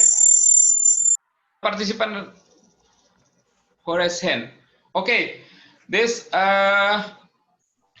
question I think for Mr. Hilman Latif from Denny Sambodo. To Prof. Hilman. Okay, should I answer directly? Answer directly or just to collect? Yes, questions? Directly. Dari Sambodo. Okay, thank you. A very interesting question. In one organization, only one Nazir, okay? And perguruan tinggi Muhammadiyah belongs to Muhammadiyah, and therefore they are not able to propose as Nazir unless Muhammadiyah becomes the Nazir. And right now, Muhammadiyah is proceeding, applying for becoming Nazirs to Badan Wakaf Indonesia and Wakaf boards in Jakarta, and afterwards, then Muhammadiyah will be allowed to manage Wakaf fund, Wakaf al-Nuqud, so that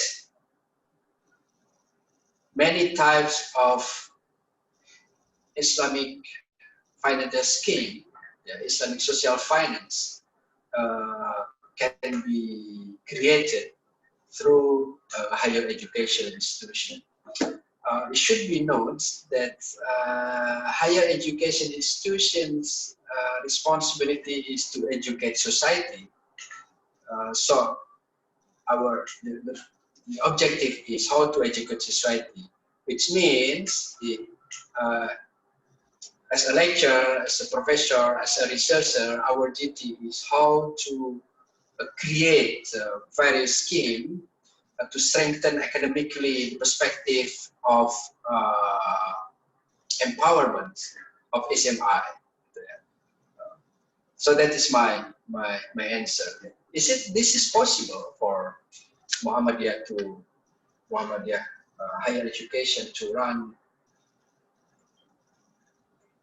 Wakaf fund, but the most important thing is how to create the scheme for Wakaf fund, how the models of investments for wakaf funds, how to create the models of distribution for the wakaf fund in higher education. So that is my comment. Thank you. Okay, from Anissa, Prof. Hilman. Apakah guru dari Lajis Muhammadiyah ini juga berlaku untuk guru Muhammadiyah yang sudah pensiun? Sebab selama ini guru yang sudah mengabdi di Muhammadiyah bertahun-tahun sudah pensiun dan tidak mendapatkan dana pensiun setiap bulannya, hanya mendapatkan uang tali kasih. Apakah Lajismu juga ada program untuk dana pensiun bagi guru Muhammadiyah? This is from Anissa. Yeah, Lajismu is a philanthropic organization. Our duty is not to provide the pension fund. Our responsibility is how to distribute zakat and sadaqah to the 8 types of beneficiaries or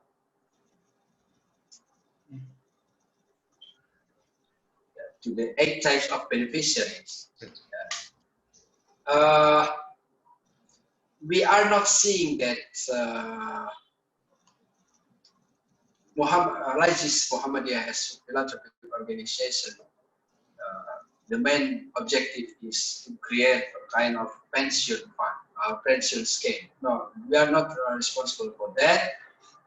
Our duty is to provide a scheme, to accelerate the economic revival of the society. Of course, there are also some subsidy or some subsidy from Lajis to support active teachers, or elderly, but it's just a very small scheme. If Lajismu in your regions wanted to create a kind of subsidy for the pension, I think this is also good. But not regular pension monthly, but how to strengthen, and to empower. So the topic is about empowerment. Giving is not empowerment, but how the communities, to strengthen the community so that they can take care of themselves as well as take care of each other, to take care of the members of the communities. I think that is the point. So, dalam bahasa Indonesia-nya gini, tugas kita itu, kalau ada konteks seperti itu, bukan untuk membagi terus menjadi kepada pensiunan, itu bukan begitu. Sekali bisa, 2 kali bisa, kesananya tidak akan bisa. Tetapi bagaimana komunitas akademik itu menyiapkan skema-skema yang bisa digunakan oleh komunitas dan lembaga filantropi. So I think that is the idea. Thank you. Okay, thank you, Mr. Hilman. And this is a question from Rika Anggreni. Rika Anggreni, a student of from. Sorry, I just would like to respond to Danny. Yeah, this is one to Dr. Nur Hazia. Before that, allow me to give a short response to Pak Denny. Jadi nggak boleh itu PTM itu ngajukan izin ke BW itu nggak akan dikasih, Mas. Jadi kalau Anda harus baca dulu regulasinya. Semuanya dari Muhammadiyah itu hanya 1. Jadi nggak bisa PTM tim rantil ajukan apa namanya izin itu nggak ada dari sononya gitu. Nah, kenapa? Karena konsep kenaziran dalam Muhammadiyah itu memang belum jelas. Nazir yang diakui BW itu hanya 1, namanya Nazir Muhammadiyah. Tuh, seperti lembaga amil zakat di Muhammadiyah itu hanya 1, namanya Lajismu. Jadi bukan setiap orang datang ke kementerian atau ke BW ke Basnas ngajukan itu enggak begitu. Jadi itu Anda harus baca lagi regulasi.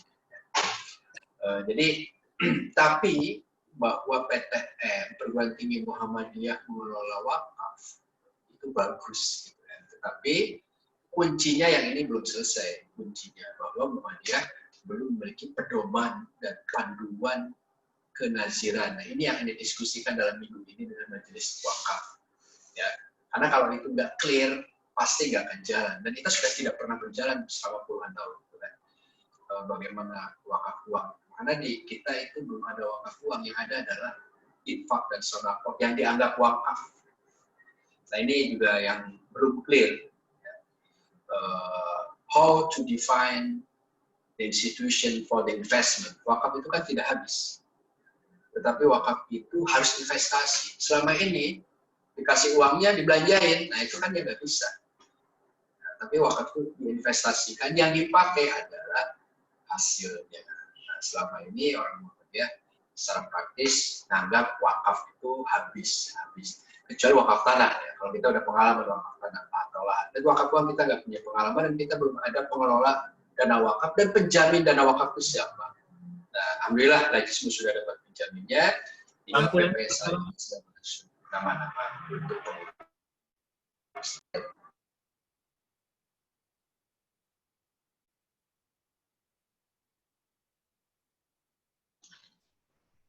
Okay, thank Prof. Hilman. This is any question for Dr. Nur Hazia? Hello, Doctor. Hello. Yes.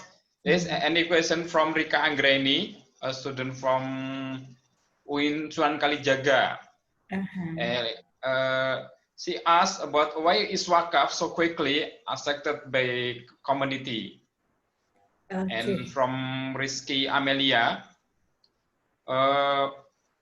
would you like to explain about what the difference before pandemic and after pandemic, especially when not many people have abilities to productive as before pandemic? Okay, Dr. Okay. Yes. Thank you for the question. The first question is about the why wakaf is quickly accepted by the community, right? I think in Malaysia, why the community accept the wakaf because of the increase of the awareness of the wakaf benefit, which is the wakaf is not we give our wealth to the benefit of the society, and then we can see the outcome of the wakaf, like the Johor Corporation wakaf, where we can see the outcome. There are a lot of benefit that can get by the community through their wakaf fund. We can the community can get the.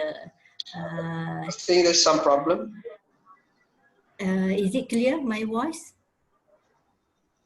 Yes. Is it clear, my voice? You can hear? Yes. Okay. So the awareness increase because they can see the outcome of the wakaf, like the Johor Corporation, where we can see that there is a lot of clinic wakaf under Johor Corporation that give a free medical for the community, where for the society they only pay 5 ringgit for the medicine and so on. So that's why the wakaf is accepted by the community, because we can see the outcome of the benefit of the wakaf. Same as in USIM, our university, we also have a center, wakaf and zakat center, and we encourage all the staff to donate cash wakaf, which is the lowest is 2 ringgit. We can donate as low as 2 ringgit to the wakaf fund. And then the outcome of this wakaf, we have now we have a clinic pakar wakaf, where anybody can go to the clinic pakar and see the specialist with a minimum amount. So that's the benefit of wakaf, cash wakaf that we donate every month through the deduction, salary deduction. So that's how why the wakaf is so quickly accepted by the community, because we can see the outcome of the wakaf. And then the second question tadi apa ya?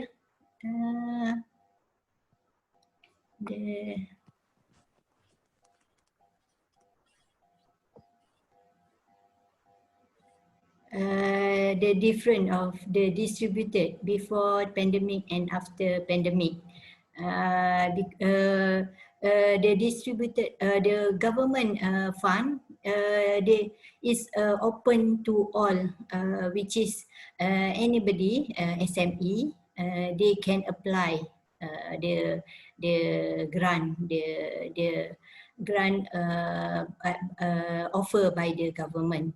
And then the process is also only a little, not very long process. Just submit the form, and then they will check and approve the form, and then they will get the grant. So because the pandemic is affected to all the SME. So the government, they don't longer the process to get approval. Like before this, maybe it will take time if they want to apply for soft loan. But now they can apply and then with a minimum rate, like the government give up only to 3.5% rate. And for micro enterprises, we give a 0 interest rate. It's like a Qardul Hasan loan, because this is the emergency. We need to help the SME to build up their business again, because they are the most affected sector. So as so far, we already give all the grant to the affected SME. Okay, thank you.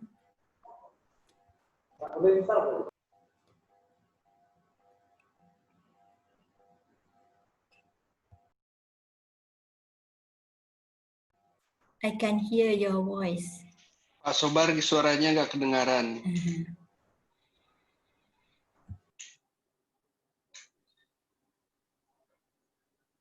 Sama operator.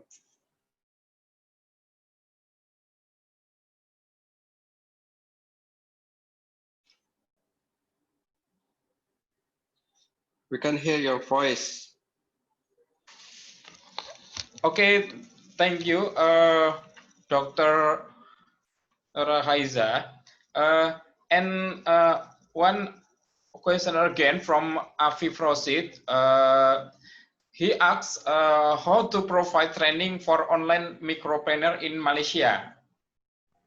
That's the challenge that we face, because not all the micro entrepreneurs, they have the ability to skill in this IT.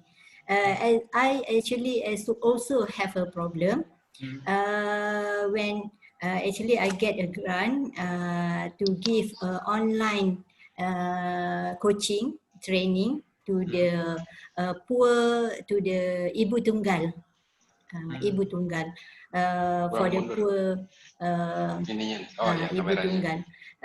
But we have a problem to get the participant because some of them they don't have a smartphone.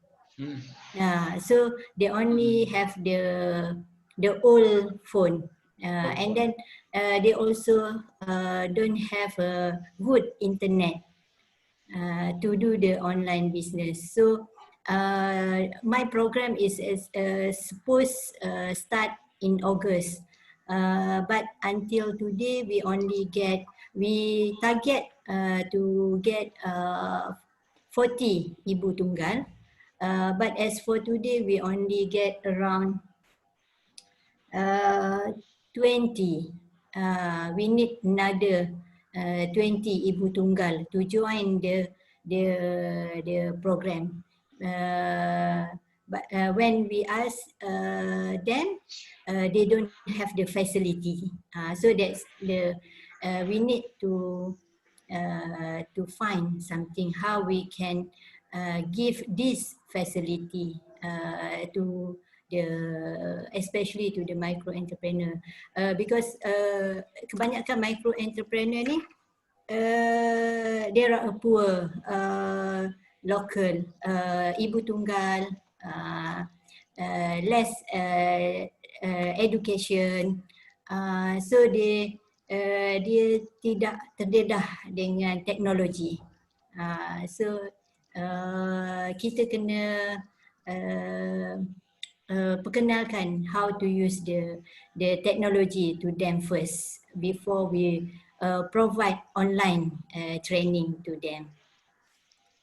Saya rasa masalah ni pun berlaku juga di Indonesia, betul tak? Yeah, that's right, Bu.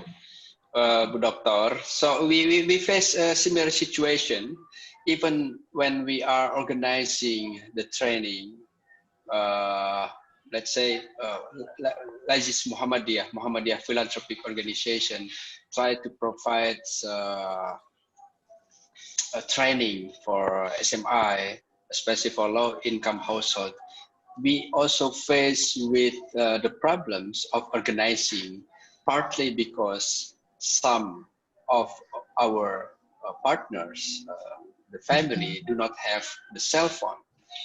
And therefore we should ask the local activists here to organize directly, come to the spots and inform what we are going to do. And therefore, as I mentioned before, I'm personally doubt if we ask, the members or participants of microfinance to run a kind of digital business. So this platform should be provided by the organizer and just to marketize their products. I think that's a similar point. Thank you. Yes. Okay, thank you, Mr. Hilman.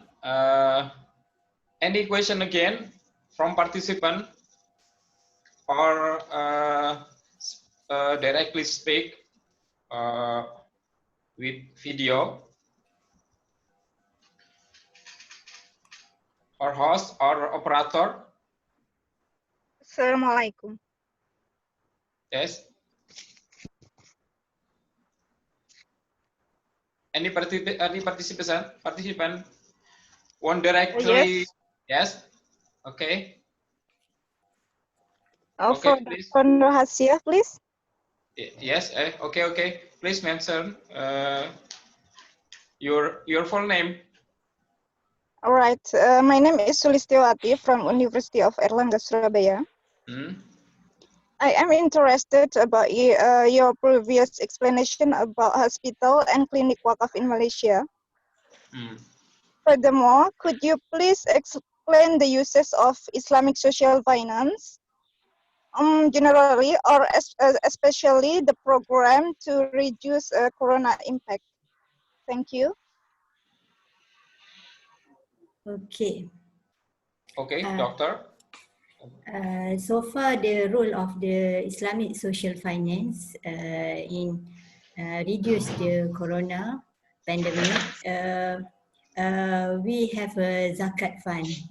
We also give zakat to the recipient, especially during the Ramadan period. which is supposedly the micro enterprises, they can sell their product during Ramadan.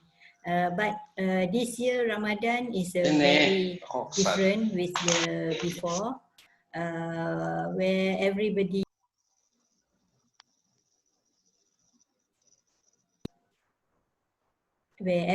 stay at home, so the micro entrepreneur, they cannot sell their product. So like Selangor, they give they locate the zakat to help the micro entrepreneur that affected, and then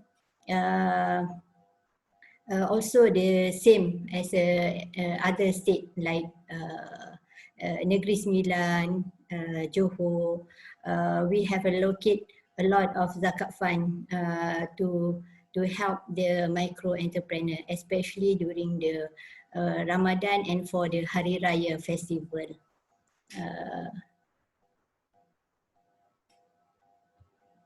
Okay.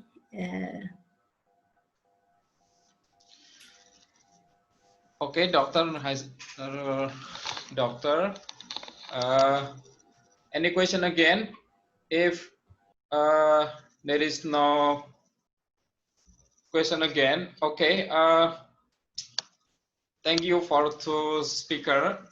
Talking about the community empowerment is indeed interesting, especially when it is come to Islamic economy in the mind of the COVID pandemic.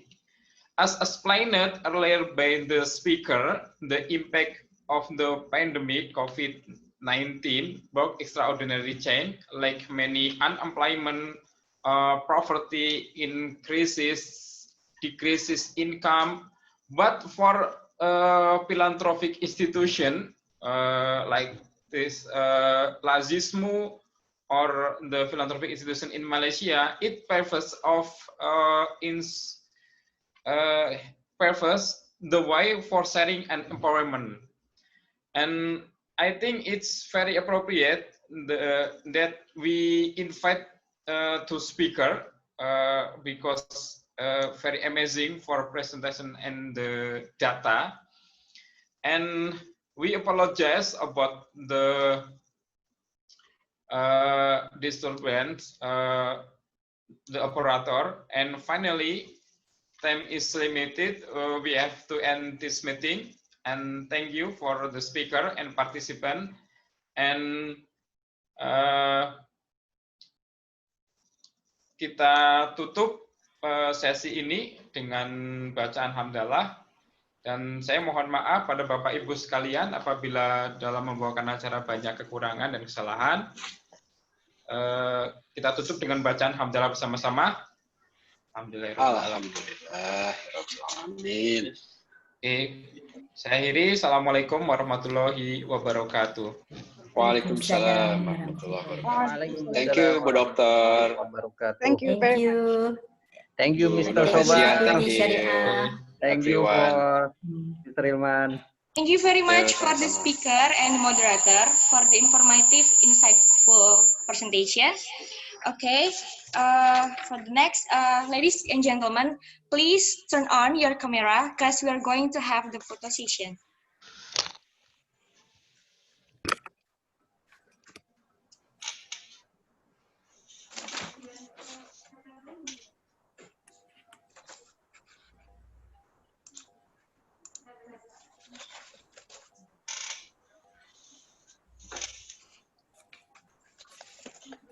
Jangan di spotlight, Pak.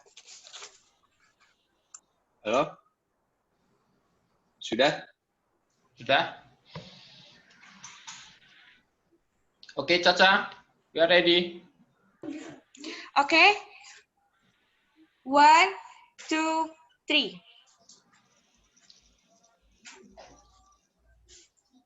Then? Dah. Okay, finish. Once again. 1, 2, 3.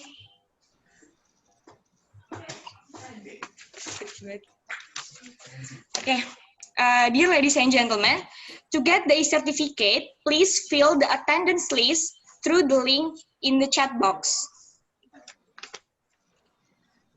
Okay, ladies and gentlemen, this is the end of our seminar today, and we are very happy that you have a chance to attend this event. Once again, thank you very much for your attention. Stay healthy, everyone. Assalamualaikum warahmatullahi wabarakatuh. Waalaikumsalam warahmatullahi wabarakatuh. Waalaikumsalam warahmatullahi wabarakatuh. Thank you, organizer. Thank you, Doctor. Wait. Atur nuhun.